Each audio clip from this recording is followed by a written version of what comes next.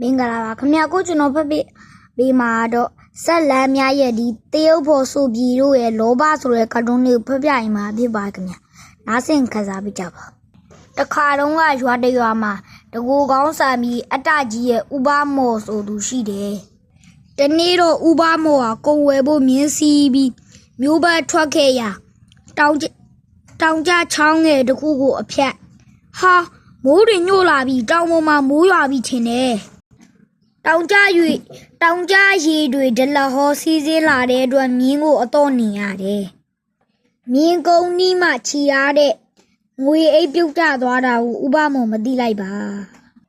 ဟူးတော်ပါသေးရဲ့တောင်ကြရေတွေပါမသွားတာဥပမော်မျိုးစီချုံမိုးစွာရောက်သွားတဲ့အခါဟာငါငွေတင်ကအိတ်မရှိတော့ပါလားကုန်ပါပြီဗျာကုန်ဝယ်ဖို့ယူလာတဲ့ငွေတင်က30ဆုံးပါပြီဥပမော်ဟာစိတ်ပြက်လက်ပြက်နဲ့ရွာစီပြန်လာရတော့တယ်သူရွာအရောက်သူမိတ်ဆွေဥဖြူနဲ့တွေ့တယ်ဗျိုးဥပမော်ကုန်ဝယ်ဖို့မျိုးစီသွားတယ်ဆိုမပြောချင်ပါဘူးဗျာငွေတင်ကအဲ့လမ်းမှာပြုတ်ကြလို့ပြန်လာရတယ်ဗျအော်ဖေးရလီဗျာလမ်းတစ်လျှောက်ပြန်မရှာခဲ့ဘူးလားဗျ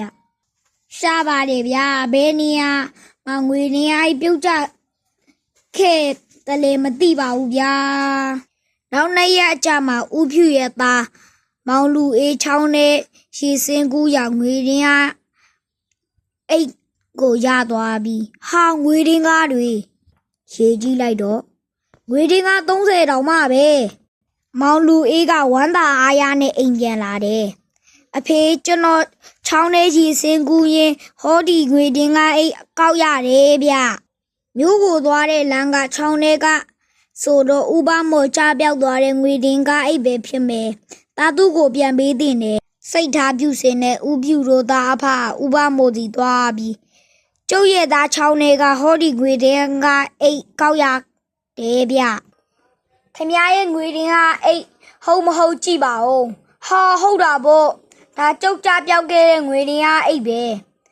ဥပမော်ဟာငွေကိုချက်ချီရည်ကြည့်ပြီးဟင်းငွေတင်က40ရှိရမှာငွေတင်က30ပဲရှိတော့ပါလားကိုဖြူခင်ဗျားရဲ့သားကကျုပ်ရဲ့ငွေတင်က10ပြားကိုခိုးယူထားတာဖြစ်ရမယ်အဲ့ဒီတော့ခင်ဗျားကိုကျုံငွေတင်က10ပြားတိတိပြန်ပေးပြီတော့အဲ့ဒီတော့ခမရတို့ကျုပ်ကိုငွေတင်က10ပြားတိတိပြန်ပေးပြီတော့ဦးလေးမဟုတ်တာမပြောပါနဲ့ဒီငွေတင်ကအိတ်ကိုကောက်ရချင်းကျွန်တော်ရေးကြည့်ပြီးပြီငွေတင်က30ပဲရှိတယ်ဒီလိုနဲ့အငင်းခုန်ဖြစ်ရကနောက်ဆုံးကြွားလူကြီးစီအဆုံးဖြတ်ခံယူမှုရောက်ရှိသွားကြတယ်ကြွားလူကြီးကနှစ်ဦးနှစ်ဖက်စလုံးကိုတေးချ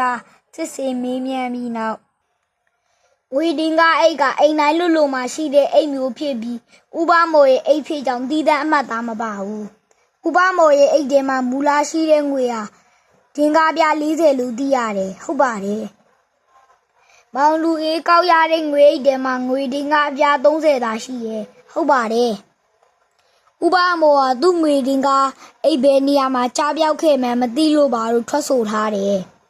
ဒါကြောင့်ဒီငွေတင်ကအိတ်ဟာငွေတင်ကအပြား40ရှိတဲ့ဥပမော်ရဲ့ငွေတင်ကအိတ်မဖြစ်နိုင်ဘူးဒီအချက်အလက်တွေအရ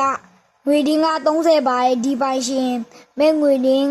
ကအိတ်ကိုမောင်လူအေးရယူစေအတားစိတ်လုံခဲ့ပြီးလောဘ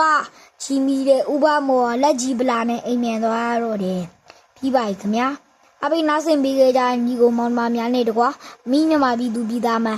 ဒီကောင်းကြမှာရှိကြပါစေလို့ကျွန်တော်သူရရပဲဆူတောင်းပေးလိုက်ပါတယ်ခင်ဗျာ